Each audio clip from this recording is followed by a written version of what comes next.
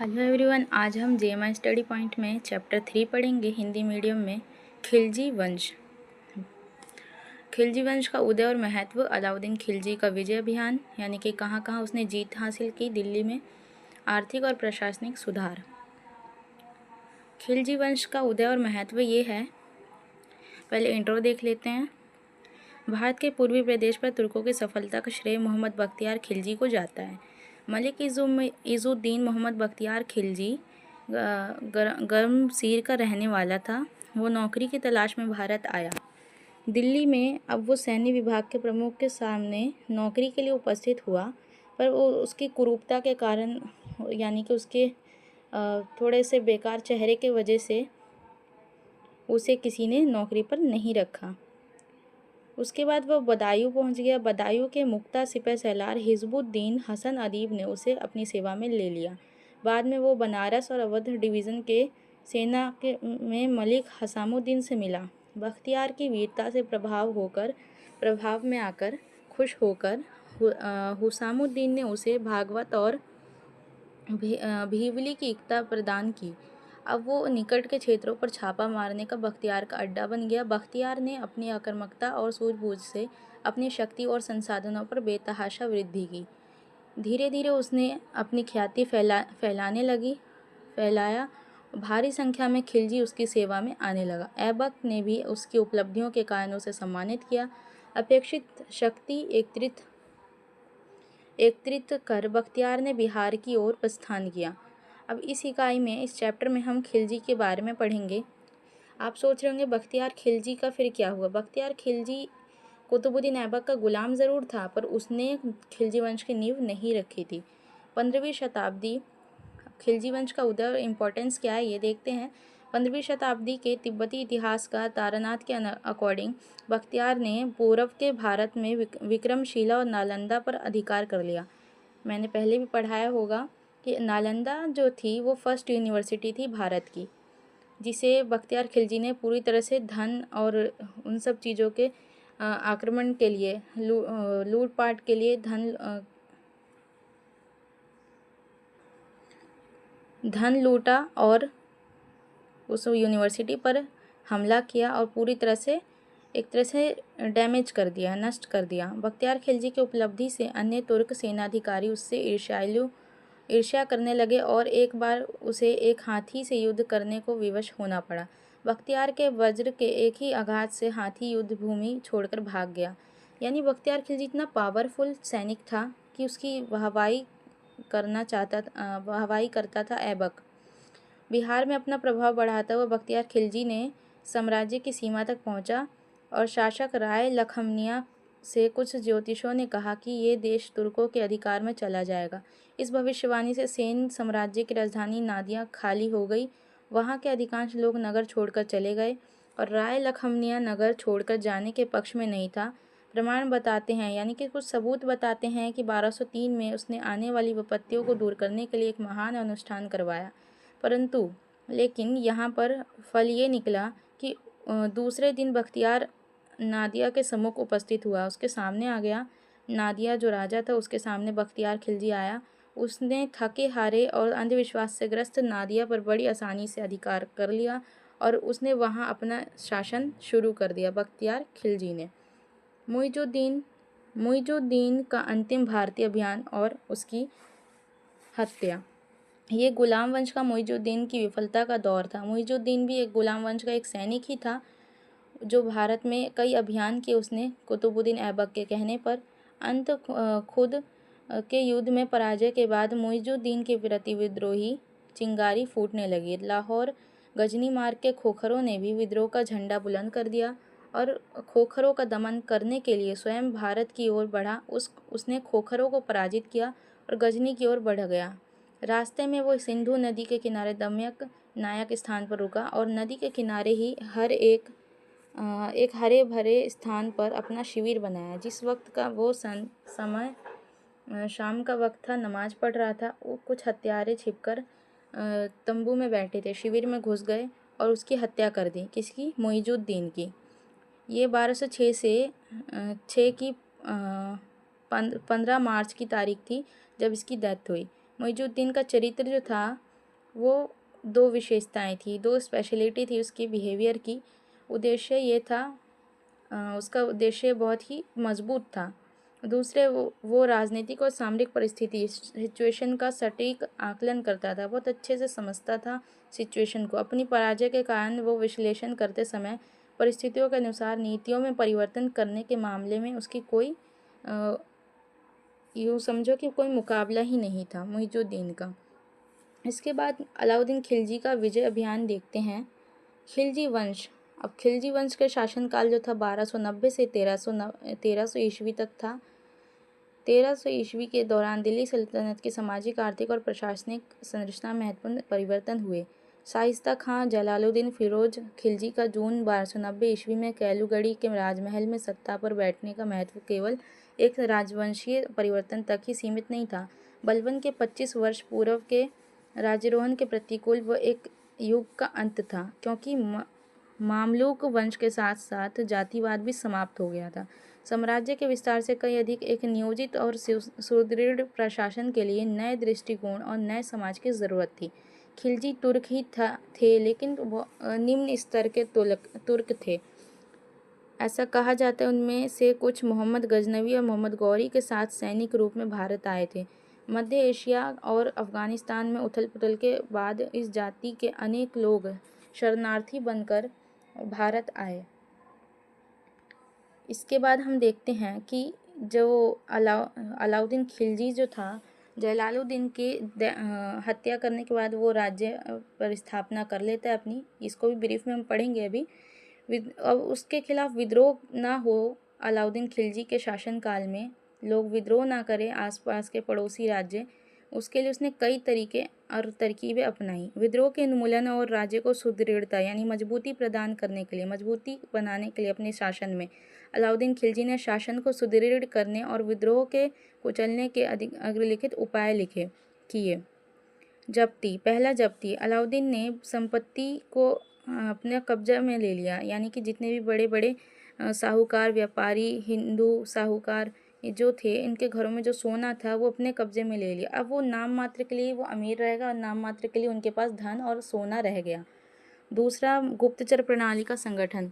अब इसने क्या किया कि गुप्त व्यवस्था की, गुप्त सैनिक नियुक्त किए, जो इसके राज्य में क्या हो रहा है, बाज़ारों में क्या हो रहा है, हर वक्त हर घर में क्या हो रहा है, अमीरों के घरों में क्या हो रहा है, सब सूचना उसको दे सके। दिल्ली में मद्य निषेध। अब उसने क्या किया अलाउद्दीन खिलजी ने कि शराब बंद कर दिया, और उसका मानना था कि शराब पीकर जो थे हमारे विद्रोही हमारे खिलाफ हो सकते हैं, षड्यंत्र कर सकते हैं, आक्रोश में आ सकते हैं, गुस्से में आ जाता है व्यक्ति, तो उसने खुद भी शराब पीना बंद कर दिया। फिर क्या हुआ, चुपके चुपके जनता जो थी वो एक गलती कर ही रही थी, इस नियम का उल्लंघन कर रही थी, पर फिर उसके बाद उसने क्या किया, कुछ समय बाद उसने नियम लागू किया कि जो शराब है वो अपने घरों में पी सकते हैं। तीसरा, उसने अमीरों पर नियंत्रण किया। चौथा, अमीरों पर उसने नियंत्रण किया। सुल्तान ने आदेश दिए कि मलिक, अमीर, दरबारी अधिकारी और जिम्मेदार उच्च पदीय व्यक्ति ना तो एक दूसरे के घर जाएगा, दावत और गोष्ठियों का आयोजन करेगा। उन लोगों में वैवाहिक संबंध तब तक नहीं हो सकते जब तक सुल्तान उसको परमिशन नहीं दे सकता, इजाज़त नहीं दे सकता। ये बड़े सावधान हो गए और षड्यंत्र करना तो दूर, अब एक दूसरे से मिलना ही छोड़ दिया अमीरों ने। जो वर्ग थे, उच्च वर्ग थे, राज्य को शक्तिशाली बनाने में इसने अलाउद्दीन ने अपना पूरा फोकस किया। उसने अमीर वर्ग और अधिकारियों को अपने अंडर में रख लिया, अंडर कर लिया, उसने अपने अधीन कर लिया। खिलजी वंश के बारे में और भी हम पढ़ते हैं कि 1290 से 1320 में किस तरह से इसका उदय हुआ। 15वीं शताब्दी के तिब्बती इतिहासकार तारानाथ के अकॉर्डिंग बख्तियार खिलजी ने पूर्वी भारत के विक्रमशिला और नालंदा पर अधिकार कर लिया, जो अभी मैंने बताया भी आपको, ये 2 यूनिवर्सिटी थी। इस विजय के बाद बख्तियार खिलजी ने लूटे हुए धन में ऐबक को गिफ्ट दिया, भेंट दी। बख्तियार खिलजी की उपलब्धि से अन्य तुर्क सेनाधिकारी उससे जलने लगे, ईर्ष्या करने लगे और एक बार उसे एक हाथी से युद्ध करने के लिए मजबूर कर दिया। बख्तियार ने हाथी को भी चोट पहुंचा दी और खुद हाथी को चोट पहुंचाई और हाथी जो था वो युद्ध छोड़कर भाग गया। बिहार में अपना प्रभाव बढ़ाता हुआ बख्तियार खिलजी सेन साम्राज्य की सीमा तक पहुंच चुका था। इसके बाद हम देखते हैं खिलजी वंश जो है दिल्ली सल्तनत में खिलजी का शासनकाल सबसे कम समय तक था। खिलजी तुर्कों के 64 नस्लों में से एक थे। यहाँ पर गलत लिखा है, नस्लों लिखा है, नस्ल होगा यहाँ पर, लेकिन ये निम्न वर्ग के तुर्क थे। खिलजी वंश की स्थापना 13 जून 1290 को जलालुद्दीन फिरोज खिलजी ने गुलाम वंश के आखिर शासक क्यूमर्श की हत्या करके करी। खिलजी वंश में ये जितने भी लिखे हैं ये सब शासक आए। पहला है जलालुद्दीन खिलजी, जिसने नींव रखी इस वंश की 1290 से 96 तक। अलाउद्दीन खिलजी जो जलालुद्दीन खिलजी का भतीजा और दामाद भी था, उसने धोखे से जलालुद्दीन की हत्या करके सत्ता हासिल करी। अलाउद्दीन खिलजी 1296 से 1316 तक रहा। फिर 1316 में शहाबुद्दीन आया। फिर कुतुबुद्दीन मुबारक खिलजी 1316 से 20 तक रहा। नसरुद्दीन खुसरव शाह 15 अप्रैल से 27 अप्रैल 1320 तक रहा। इसके बाद क्या हुआ, गियासुद्दीन तुगलक ने हमला कर दिया और यहाँ पर तुगलक वंश की स्थापना हो गई। खिलजी वंश के बारे में और पढ़ते हैं हम ब्रीफ में। खिलजी वंश का संस्थापक जलालुद्दीन खिलजी था। राज्यारोहण इसका ये हुआ कि खिलजी ने तत्कालीन शासन ऐसा शासक था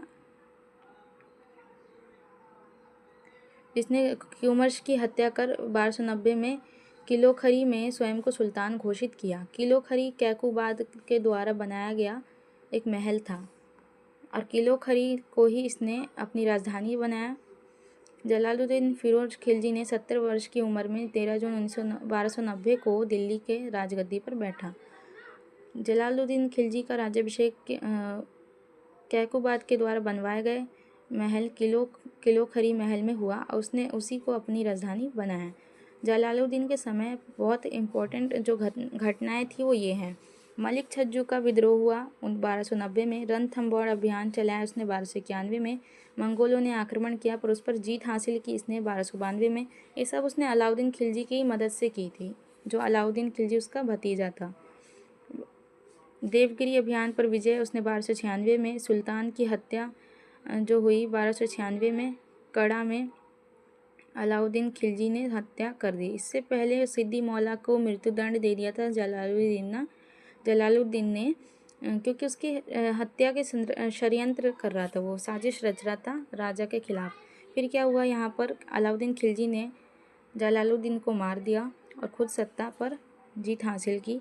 जलालुद्दीन खिलजी की हत्या कर उसके भतीजे दामाद अलाउद्दीन खिलजी ने 22 अक्टूबर 1296 में दिल्ली का सुल्तान बना। अलाउद्दीन खिलजी के बचपन का नाम अली और गुरशास्प था। इसने अपने सिक्कों में सिकंदर आसानी और द्वितीय सिकंदर की उपाधि खुद के लिए धारण की। एक नया धर्म चलाना चाहता था पर उलेमा जो थे, मुस्लिम विद्वान जो थे, उन्होंने मना कर दिया, तो इसने अपना निर्णय बदल लिया, डिसीज़न बदल लिया। अलाउद्दीन खिलजी ने सैनिकों को नगद वेतन और स्थायी सेना की नींव रखी। घोड़ा दागने और सैनिकों की हुलिया लिखने की प्रथा भी इसने शुरू की थी। अलाउद्दीन खिलजी ने भूस्वामी का कर बढ़ाकर उपज 50% कर दिया। इसने लूटे हुए धन, जिसे खम्स कहा जाता था, उसमें सुल्तान का हिस्सा 25% से हटाकर 75 कर दिया। अब यही बात रही कि अलाउद्दीन खिलजी के 4 प्रमुख सेनापति थे: जफ़र खान, नूरसतन खान, उलुग खां, मलिक काफूर। अलाउद्दीन खिलजी ने मलिक काफूर को गुजरात में 1000 दिनार देकर खरीदा। खिलजी के शासनकाल में सबसे ज़्यादा बार मंगोल आक्रमण हुए। 1297 में कादर खान द्वारा, 1299 में हल्दी द्वारा और 1200 यहाँ पर 1900 लिखा है, गलत है, 1900 जो लिखा है 1200 होगा यहाँ पर। ये